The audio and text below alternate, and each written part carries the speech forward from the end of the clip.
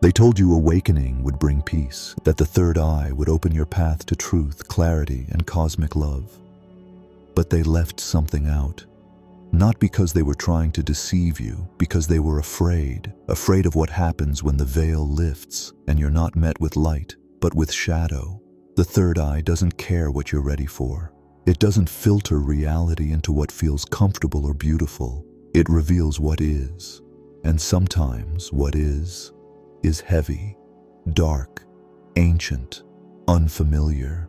You think you've seen darkness because you've been through pain, but pain is just a symptom.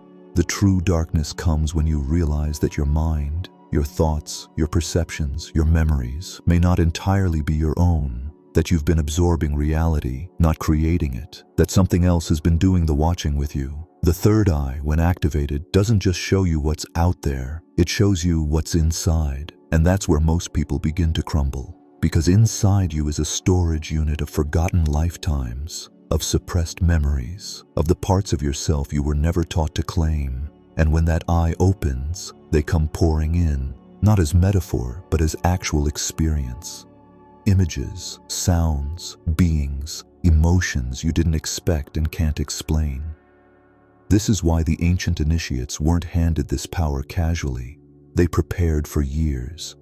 They fasted, they purified. They learned to stabilize the nervous system before even attempting to see what was beyond the veil, because they knew what we've forgotten. The light doesn't just reveal, it burns. There's a reason ancient initiates entered mystery schools, not YouTube tutorials. In those temples, they weren't just taught to awaken, they were taught to endure what awakening reveals. Because when the third eye opens, it doesn't ask your permission, it forces you to see. And what you see isn't always light, it's truth. And truth doesn't wear a mask. You begin to notice things others don't. The way someone speaks and what they're hiding behind it. The shift in energy before someone enters a room. You feel vibrations that weren't there before. Hear tones layered beneath normal sounds. Dream in symbols that follow you into waking life. At first it's thrilling. You feel chosen, tuned in, elevated. But then, the noise doesn't stop. You can't unsee what you've seen. The veil doesn't reattach. And what no one tells you is that psychic sensitivity comes with psychic exposure. It's not just that you perceive more, it's that more perceives you. Subtle entities, ancient fragments, thought forms, beings that were once outside your field, now notice you. Because your light, your opened field, is a beacon. Not all who approach are benevolent, and if your energy body isn't clean, if your mind isn't stable, your vision will distort. What started as intuition spirals into paranoia. What felt divine becomes invasive. You're no longer the observer, you're the observed. This is not fear, this is training. Most people think the third eye is a light switch, on or off, open or closed. But it's not binary, it's a spectrum. And where you land on that spectrum depends on how much inner work you've done before you ever try to open it. This is why ancient mystics spent years in silence before even approaching this center. Because the third eye is not an escape hatch, it's a mirror, and it reflects everything, especially what you've refused to face, suppressed emotions, past life echoes, shadow archetypes, lingering ancestral pain. These don't disappear when you meditate. They get louder, clearer, closer, and most spiritual seekers aren't taught how to hold that level of raw, unresolved data. They chase activation. They crave vision. But when the visions arrive, unfiltered and relentless, they don't know what to do with them. So they either collapse into fear or delude themselves into thinking all of it is divine. But not everything that comes through is guidance. Some of it is noise, some is manipulation, and some, if we're honest, is just trauma in disguise. To navigate that, you need more than an open third eye. You need discernment, grounding, boundaries, a nervous system strong enough to hold the fire without burning the house down. Because the third eye doesn't just open upward, it also opens inward. If this message resonates, subscribe and stay close. The real work begins soon. The spiritual world is full of half-truths. Open your third eye, they say, and your life will transform. but they never mention what it transforms into. They don't tell you about the paranoia, the vivid nightmares, the constant energetic static that makes your skin crawl in crowded rooms. They don't tell you that awakening the third eye doesn't solve your problems. It exposes them. Every suppressed belief, every unresolved fear, every crack in your psychic armor. The third eye magnifies them all. It turns your subconscious into surround sound. And if you've bypassed your shadow work, if you've skipped the slow burn of spiritual discipline, you'll drown in the static. Because the visions don't stop when you're overwhelmed. The downloads don't pause when you ask nicely. The eye keeps watching, even when you wish it would close. That's the thing about awakening. It doesn't care if you're ready. Your body may tremble from energies you don't understand. Your heart may ache from timelines you didn't know you were part of, and your thoughts, once private, now echo back at you through strange coincidences, dream fragments, even whispered phrases in the wind. This is when many break, not because they're weak, but because they weren't prepared. Some call it psychic sensitivity, others call it awakening symptoms, but let's call it what it really is. Your nervous system, struggling to integrate consciousness that's arriving faster than your body can hold. You start feeling people's emotions before they speak. You walk into a room and know who's lying. You dream of symbols that seem meaningless until they appear the next day in conversation, media, or the way a stranger looks at you. And it's not all beauty and synchronicity. Sometimes it's distortion, spiritual paranoia, panic masked as intuition. You begin to mistrust your own mind. Was that a message or a memory, a warning or a projection? This is the shadow side of mystical perception, when the line between insight and invasion blurs. And this is where most people fall into the trap of spiritual bypassing. Instead of integrating the shadow, they chase more light. Instead of grounding, they float. Instead of listening deeply, they repeat affirmations like armor and wonder why they still feel fractured.